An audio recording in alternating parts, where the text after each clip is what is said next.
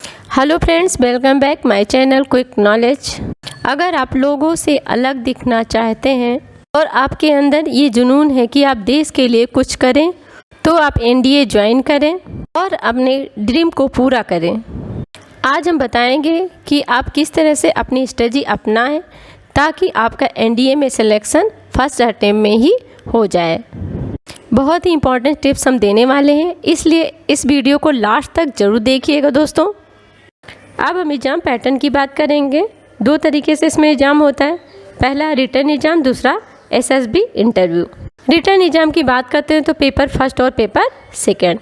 Paper first में mathematics के को 120 क्वेश्चंस पूछे जाते हैं और पेपर सेकंड में जनरल अवेयरनेस से रिलेटेड 150 क्वेश्चंस पूछे जाते हैं। टोटल मार्किंग 900 की होती है और टाइमिंग प्रत्येक पेपर में 2.5 घंटे मिलते हैं। निगेटिव मार्किंग भी होती है। अब आ जाते हैं स्ट्रेटजी पे। इंडियन आर्मी में जाना है तो आप इंटर किसी भी स्ट्रीम में पास हो, और अगर आप एयरफोर्स या नेवी में जाना चाहते हैं तो आपका मैथ और फिजिक्स में पास होना ज़रूरी है। मैथमेटिक्स आपकी स्ट्रॉन्ग है तो आप आसानी से एनडीए का पेपर क्लियर कर सकते हैं। इंग्लिश के पेपर में आपको पास होना ज़रूरी होता है। यूपीएससी इस एग्ज़ाम को कंडक्ट कराती है, इसलिए हिस्ट्री और ज्योग्राफी का पेपर थोड़ा टफ होता है।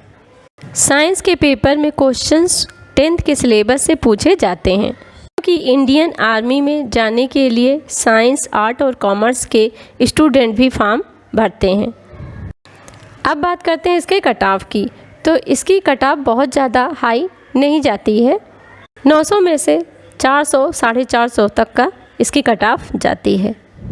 इसके लिए सबसे ज़रूरी बात है कि आपकी मैथमेटिक्स और इंग्लिश अगर स्ट्रांग होगी तो आप एनडीए का एग्ज़ाम को क्रैक कर सकते हैं। इसमें मेन बात यह है कि इसमें ज़्यादा लोग इंग्लिश की वजह से लड़के बाहर हो जाते हैं। आप 12th का एग्ज़ाम दे रहे हैं या पास आउट हो चुके हैं और अभी तक आपने 12th का सिलेबस पढ़ा है और एनडीए के बारे में जानकारी नहीं है, तो इसके लिए 4-5 साल का प्रीवियस ईयर का पेपर ले लीजिए, जिससे आपको आइडिया मिल जाएगा कि क्वेश्चंस पेपर किस तरह से आता है और किस किस टॉपिक से क्वेश्चंस पूछे जाते हैं। ये तो रही पहली टिप। हमारा फर्स्ट पेपर मैथमेटिक्स का होता है, जो कि 300 नंबर का होता है। अगर हम इसमें मैथ वाले फर्स्ट पेपर में अगर हम 200 नंबर भी ले आते हैं तो हमारा सिलेक्शन हो जाएगा, क्योंकि बाकी नंबर तो हम सेकंड पेपर से कवर कर लेंगे। अब आ जाते हैं मैथमेटिक्स में सबसे ज़्यादा किस टॉपिक से क्वेश्चंस पूछे जाते हैं। Algebra, trigonometry, calculus, coordinate geometry, set and function.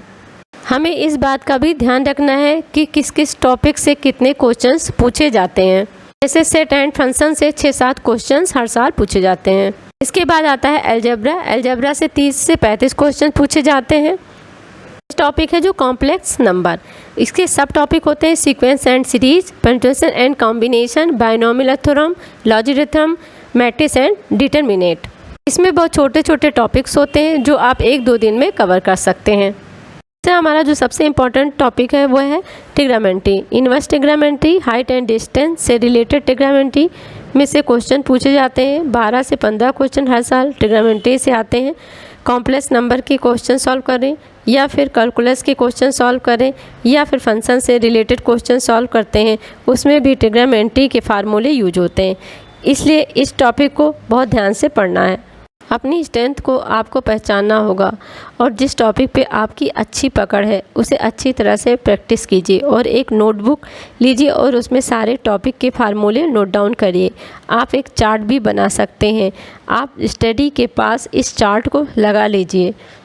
इसके लिए आप एक प्रैक्टिस पेपर ले लीजिए और उसको टाइम मैनेज कर लीजिए। टाइम मैनेजमेंट होना बहुत ज़रूरी है, क्योंकि 2.5 घंटे में हमें इस पेपर को सॉल्व करना है। सेकेंड पेपर हमारा जो होता है वो 600 मार्क्स का होता है और इसमें इंग्लिश, साइंस, ज्योग्राफी से क्वेश्चंस पूछे जाते हैं।